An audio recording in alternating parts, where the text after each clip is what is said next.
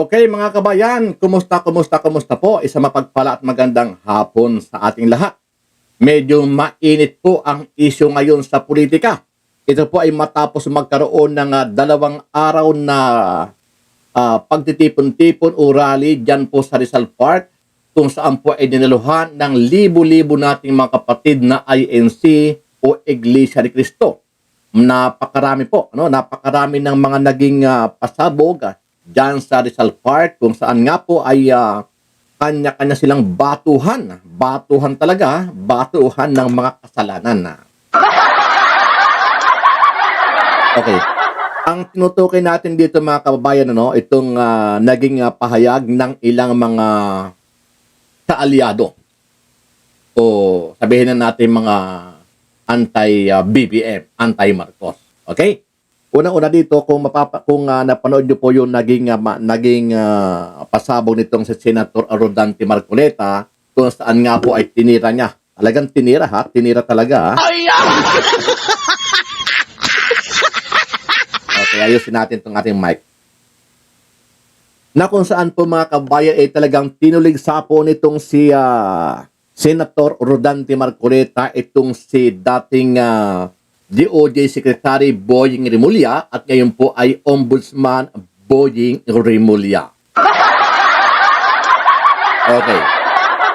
At syempre po, kasabay po ng ginawang pagtitipo ng ating mga kapatid na INC dyan po sa Rizal Park, ay patuloy na mga kumakanta itong si dating Representative Saldico dyan po sa ibang bansa. Kung saan nga po ay talagang pinagpiestahan. Kinanta nitong si Saldico itong si Pangulong Bongbong Marcos mismo at saka itong kanyang pinsan na si House Speaker Martin Romualdez Jr. Okay. At syempre, ang pinakamatindi talaga,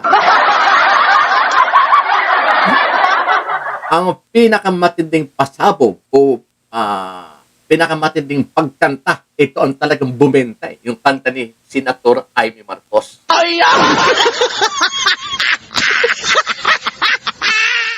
Kung nag-trending yung mga ginawang pasabog nitong si dating Ako Bicol Representative Saldico, nag-trending sa social media at talagang pinagpiestahan po yan, ay naging mas matindi naman ang ginawang pagkanta nitong si Senator Amy. Talaga pong pinagpiestahan kagabi bago po nagtapos yung sinasagawang prayer rally ng INC dyan po sa Grandstand, kung saan po ay talaga namang hanggang sa ngayon po ay napakainit po na usapin sa social media. At hanggang kagabi nga rin po ay ako isa sa nagsiwalat o nag-share ng mga video nitong si Senator Amy. Okay? So sa mga nakapanood po ng mga revelasyon, alam ko naman na halos lahat kayo ay nakapanood na nitong pasabog. Pasabog talaga, as in literal na pasabog Itong pasabog talaga ni Senator Amy, nagbigay tayo ng konting reaksyon. Magbigay tayo ng reaksyon kung ano ba ang naging saloobin dito ng palasyo. At itong si Pangulong Bongbong Marcos mismo. Actually po, hindi naman nagsasalita si PBBM. Hindi siya sumasagot. Okay? So, anong nangyari niya kagabi, pagkatapos na mag-speech itong si Senator Amy, agad naman na nag-press con o nag-live stream itong si Auntie Claire. Auntie Claire talaga. Si Auntie Claire kasi mga kababayan, si Auntie Claire kasi, ito yung tawag ng iba. Pero sa totoo lang, ito ay si Yusek Attorney Claire Castro. Okay. So, yun. Sabi ni Yusek Claire Castro, masyado na daw desperada o desperate move ang ginawa nitong si Senator Amy Marcos. Desperate move daw. At sabi pa ng iba, baligtad ang nangyari. Kung sinasabi ni Senator Amy na ngagba talaga. Bangag. Kung sinasabi ni Senator Amy na bangag yung kanyang kuya, sabi naman ng ibang mga kampi kay PBBM, mas bangag daw itong si Senator Amy. Dahil sa kanyang ginawang pagsisiwalat. Okay. So sabi ni Auntie Claire, nung inyong auntie dyan sa Malacanang, ang sabi niya ay desperate move daw ang ginawa nitong si Senator Amy Marcos laban sa kanyang kuya at ating Pangulong si Ferdinand Bongbong Marcos Jr. Okay. Ito po. Magsusuot tayo ng salamin para nang sa ganun mabasa natin itong ating mga update kung ano ang iba pang nangyari pagkatapos nung naging speech ni Senator Amy Marcos.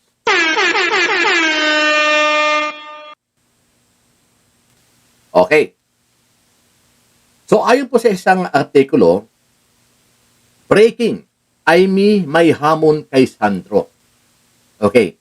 Ganito po kasi, matapos kasi ang naging pahayag nitong si Senator Amy, naglabas naman ng sagot itong si Sandro Marcos at sinabing masyadong kahihiyan o hindi katanggap-tanggap yung mga naging pahayag ng kanyang anti-Amy.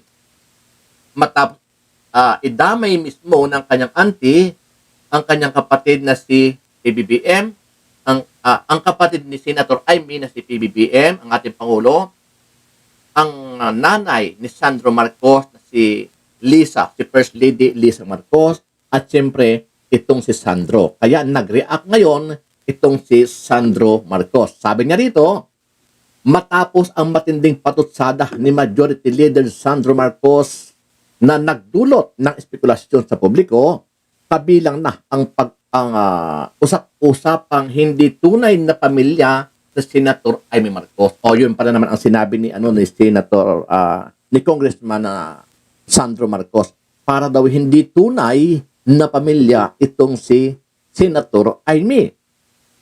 Kabilang na ang usap-usapang hindi tunay na pamilya si Senator Amy Marcos, agad na bumwelta ang senadora ng may dalang mabigat na hamon. Ano kayang hamon? Itong ginawa ni Senator Amy dito kay Congressman Sandro Marcos. Diretsahan niyang sinabi, gustong paingayin ni Sandro ang usap-usapang hindi ako tunay na kapatid. Isa lamang ang solusyon. Yan ang sabi ni Amy. At sinundan niya ito ng kanyang hamon. Magpa-DNA test tayo. Di ba? Sabi ni Senator Amy kay Sandro, sige, magpa-DNA test tayo. Magpa-hair follicle test tayo o magpa-hair follicle test tayo. Yan ang hamon ni Senator Amy kay Sandro. Ang patama ni Amy ay malinaw na tugon sa tono ng pahayag ni Sandro na nagtapos sa linya. Hindi ito asal na isang tunay na kapatid. Ano ang masasabi mo dyan, kabayan? Pakicomment po ang inyong reaksyon at sariling opinion. Nasusuklaman ko pa ang pag-alok ng mag-inang si Sandro ng droga ang aking mga anak at iba pang mga kamag-anak. Yan ang hindi ko na mapapalampas. Sa loob ng halos 4 na dekada, wala akong ibang pinangarap kundi maipakita sa sambayanan na hindi kami masamang tao. Hindi masama ang pamilya Marcos. Gusto kong ibangon ang dangal ng aking ama. Sa pamamagitan na nagpagtatrabaho para sa bayan, sinikap kong maging mabuting gobernador, kinatawan, senador, hindi ako halos nagpapahinga para makapag-iwan sana ng legasiya